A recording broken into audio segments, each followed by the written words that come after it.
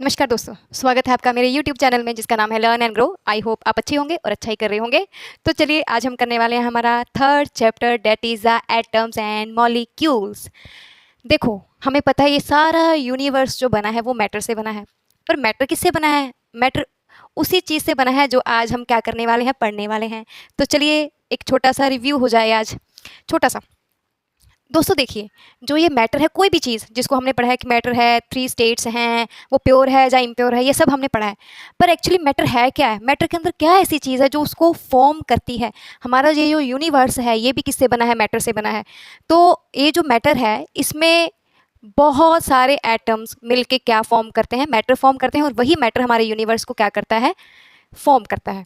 तो चलिए आज हम छोटी सी बात एटम्स के ऊपर करेंगे, छोटा सा इनिशिएशन कर देंगे प्रोसेस की। तो चलिए देखते हैं दोस्तों एटम्स के बारे में हमारे साइंटिस्ट जो हैं उन्होंने क्या बोला है।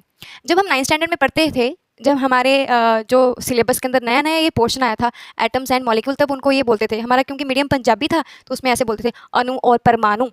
तो हम कंफ्यूज हो जाते थे, ये जो परमाणु है ये पक्का मॉलिक्यूल होगा और ये जो अणु है ये पक्का क्या होगा? एटम होगा, क्योंकि छोटे साइज के अकॉर्डिंग एटम छोटा होता है और परमाणु इतना लंबा है तो उसके अकॉर्डिंग परमाणु क्या होगा? मॉलिक्यूल होगा। पर वो तो बाद में पता चला कि हम तो हमेशा गलत ही बोल रहे थे। चलिए अब देखते हैं, हमारे जो इंडियन फिलोसफर हैं और जो ग्रीक के फिलोसफर हैं उन्होंने बहुत बड़ा कॉन्ट्रीब्यूशन दिया है एटम्स और मॉलिक्यूल्स के लिए। एटम क्या है, किससे मिलकर बना है, उसका उसके ऊपर चार्ज कौन सा है, वो क्या क्या फॉर्म कर सकता है, बहुत सारी प्रॉपर्टीज़। हमारे जो सबसे महान एक महर्षि हो गए, उनका नाम था महर्षि कन्नड़। उन्होंने बोला था सबसे पहले जब एटम डिस्कवर हुआ था तो उन्होंने एटम नहीं बोला, उसको उसको बोला गया परमाणु। क्या बोला गया? परमाणु बोला गया।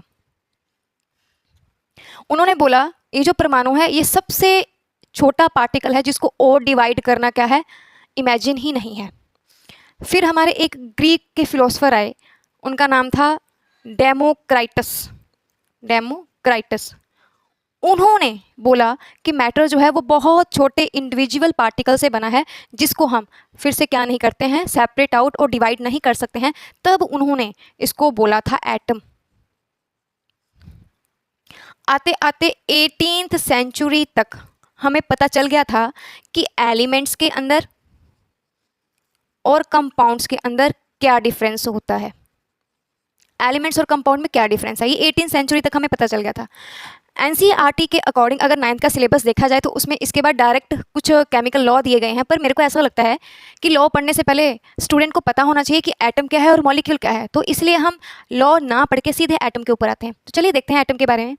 देखिए दोस्तों, जैसे यूनिवर्स का बिल्डिंग ब्लॉक मीन्स अगर यूनिवर्स बना गया है तो उसका जो बिल्डिंग और बेसिक यूनिट है वो हमारा एटम है। सिमिलरली हमारी बॉडी फॉर्मेशन में भी हमारा जो स्ट्रक्चरल बिल्डिंग ब्लॉक है वो हमारा छोटा सा सेल है। सिमिलरली जैसे हमारे घर की दीवारें बनती हैं, नींव रखी जाती है, तो उसका बिल्डिंग ब्लॉक भी क्या है? एक ब्रिक है। वैसे ही जो एटम है वो एक फाउंडेशनल स्टेट का वो पार्टिकल है जिसके बिना मैटर की फॉर्मेशन करना अनइमेजिन है। तो चलिए मैटर एटम देखते हैं कि एटम के बारे में क्या क्या बोला गया है। ये है हमारा एटम। देखिए एटम एक बिल्डिंग ब्लॉक है, इसका स्ट्रक्चर जो है वो पूरी तरह से अभी क्या नहीं हुआ था, क्लैरिफाई नहीं हुआ था कि एटम के अंदर कौन कौन से सब कॉन्स्टिट्यूएंट पार्टिकल हैं। वो तो जब हमारे डाल्टन आए हैं, डाल्टन की थ्योरी आई है, उसके बाद धीरे धीरे ये क्लैरिफिकेशन होती रही है कि एटम है क्या चीज़ है। तो एटम को तो हम सिंपल एक बिल्डिंग ब्लॉक ही बोल सकते हैं।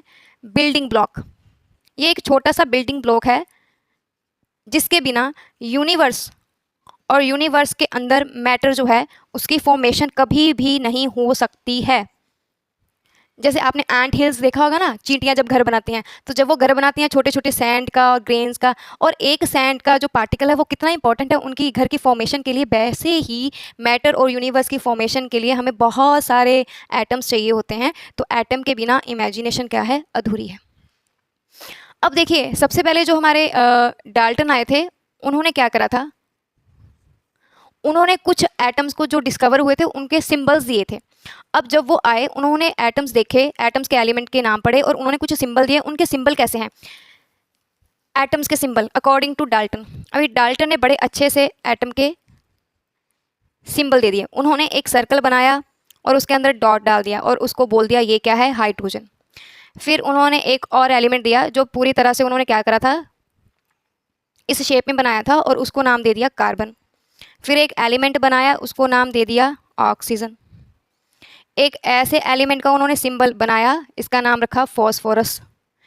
एक ऐसा एलिमेंट का सिंबल था जिसका नाम था सल्फर।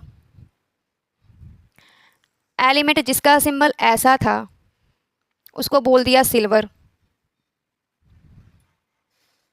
इस एलिमेंट का उसने सिंबल दिया डाल्टन ने, तो इसका नाम रख दिया आयोडीन। इसका नाम लेड। इसका नाम प्लेटिना। ये डाल्टन ने सिंबल दिए कुछ एलिमेंट्स के।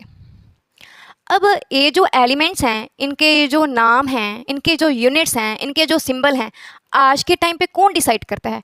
आज के टाइम पे इनके नेम, इनके सिंबल और इनके यूनिट जो हमारी है, ये वाली संस्था ये बताती है कि डिस्कवर होने वाले जो एलिमेंट्स हैं उनका नाम कैसा होगा, उनका सिंबल क्या होगा और उनके यूनिट्स क्या होंगे। और इसका नाम है international union of pure and applied chemistry. ये एक इंटरनेशनल ऑर्गेनाइजेशन है, इसी को ही हक है डिसाइड करने का कि आने वाले एलिमेंट्स का नाम, सिंबल और यूनिट क्या होंगे। वैसे तो अगर देखा जाए बहुत सारे जो नाम हैं वो हमारे लैटिन और ग्रीक वर्ल्ड की भी देन है। बहुत सारे एलिमेंट्स जो डिस्कवर हो चुके हैं वो कई बार तो उनके जो नाम रखे जाते हैं वो उनकी होम लैंड के ऊपर, मदर लैंड के ऊपर भी क्या होते हैं, बेसिस होते हैं, बेस्ड होते हैं। लाइक देखिए, आपने मैरी क्यूरी का नाम सुना होगा, मैडम मैरी क्यूरी सुना होगा आपने। इन्होंने 2 बार नोबेल प्राइज़ जीता है। इनमें से इन्होंने एक जो एलिमेंट की जो डिस्कवरी की थी उसका नाम था पोलोनियम। पोलोनियम एक रेडियो एक्टिव एलिमेंट है और उसको सिंबलाइज्ड ऐसे किया जाता है। एक्चुअली मैडम मैरी क्यूरी ने पोलोनियम ही नाम क्यों रखा है? एक्चुअली उनकी जो मदरलैंड थी वो पोलैंड था। मदरलैंड के नाम के ऊपर ही उन्होंने डिस्कवर्ड एलिमेंट का नाम क्या रख दिया, पोलैंड रख दिया। सिमिलरली जो हमारा जो कॉपर है ये कहाँ से डिस्कवर हुआ, साइप्रस से, तो इसका नाम क्या रख दिया हमने, कॉपर रख दिया। मीन्स मदरलैंड और डिस्कवरी जहाँ से एलिमेंट की होती है, कई बार तो एलिमेंट्स के नाम उनके डिस्कवरी लैंड के ऊपर ही रख देते हैं। कुछ कलर्स के ऊपर भी रखते हैं, जैसे कि अभी गोल्ड का कलर जो था वो येलो है, गोल्ड का कलर क्या है, येलो। तो येलो कलर के नाम, येलो कलर था उसका, तो उसका नाम उन्होंने क्या रख दिया, गोल्ड रख दिया। बट हमारे मतलब जो पीरियोडिक टेबल है उसके अंदर कुछ ऐसे एलिमेंट भी हैं जिनके नाम जो हैं वो लैटिन और ग्रीक के नाम के ऊपर रखे गए हैं। जैसे कि हमारा एक एलिमेंट है सोडियम। अब है तो ये सोडियम और सिंबलाइज्ड भी कैसे करते हैं, Na से करते हैं। तो बट इसका जो लैटिन नाम है वो है नेट्रियम है, जिसके अकॉर्डिंग इसका नाम क्या सिंबलाइज कर दिया, N और A। जब भी हम किसी एलिमेंट को सिंबलाइज करते हैं उसके नाम का पहला अक्षर हमेशा बड़ा होता है और जो सेकंड वाला लेटर होता है वो हमेशा छोटा रहेगा, और जो सेकंड लेटर होगा वो भी हमने उसके नाम में से ही क्या करना है, जोड़ना है। ये IUPAC जो है ये डिसाइड करती है कि नाम कैसा होगा। अब एक और एलिमेंट देखिए, ये है हमारा पोटेशियम, जो है तो पोटेशियम P से स्टार्ट होना चाहिए but actually it starts from the K, क्योंकि उसका लैटिन नाम जो है वो है कैलियम। ऐसे एक बहुत इंटरेस्टिंग जो हमारा एलिमेंट है वो है हमारा ये आयरन। है तो आयरन है तो आई से स्टार्ट होना चाहिए but it start from ferrum, क्योंकि इसका लैटिन नाम क्या है, फेरम। तो इसको हमने सिंबलाइज्ड ऐसे कर दिया। है ना इंटरेस्टिंग? केमिस्ट्री बहुत इंटरेस्टिंग है, मैं तो शुरू से बोल रही थी। देखिए, पोलैंड से मिला पोलोनियम, साइप्रस से मिला कॉपर, ये तो हो गए मदरलैंड के अकॉर्डिंग नाम। कई जो स्पेसिफिक नेचर और कलर के ऊपर होते हैं वो, जैसे गोल्ड हमारा है, गोल्ड येलो कलर का था तो उसको नाम दे दिया गोल्ड, उसका सिंबल जो है वो AU है। अब ये जो तीनों नाम है ये हमारे लैटिन नाम है। जैसे हमारा नेट्रियम है सोडियम जो सिंबलाइज होता है N से, हमारा पोटेशियम K से स्टार्ट है बट वो लैटिन नाम है कैलियम, और ये हमारा आयरन जो है वो Fe से स्टार्ट है बट है उसका नाम क्या है, फेरम। तो है ना इंटरेस्टिंग? तो देखिए, हमारे जो एटम्स हैं, जो इंडिविजुअल पार्टिकल्स हैं जिनको और हम छोटा डिवाइड नहीं कर सकते हैं, वो हमारे बिल्डिंग ब्लॉक्स हैं यूनिवर्स की फॉर्मेशन के लिए, हमारे मैटर की फॉर्मेशन के लिए। उनका स्ट्रक्चर जो है अभी हम क्या कर सकते हैं, देख सकते हैं, बट एक एटम जो है वो कितना छोटा है ये हमारी इमेजिनेशन से भी क्या है, बियॉन्ड है। डाल्टन जब आया उसने सिंबलाइज्ड कैसे करके बताए हैं, वो आपको मैंने छोटा सा एक डेमो दिया था कि जब डाल्टन आया तो उसने एटम को कैसे सिंबलाइज्ड करा। बट मॉडिफिकेशन होती रहती है। हमारे पास एक इंटरनेशनल ऑर्गेनाइजेशन है जो ये डिसाइड करेगी कि आने वाला एलिमेंट जो है उसका नाम क्या होगा, उसका सिंबल क्या होगा और उसके यूनिट्स क्या होंगे। तो हमारी जो वो इंटरनेशनल ऑर्गेनाइजेशन है वो है हमारी IUPAC।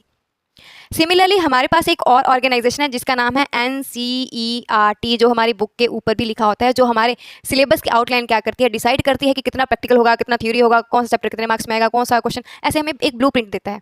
तो आपको पता है इसकी फुल फॉर्म क्या है? इसकी फुल फॉर्म बताओ तो पता चले आपको। National council of educational research and training.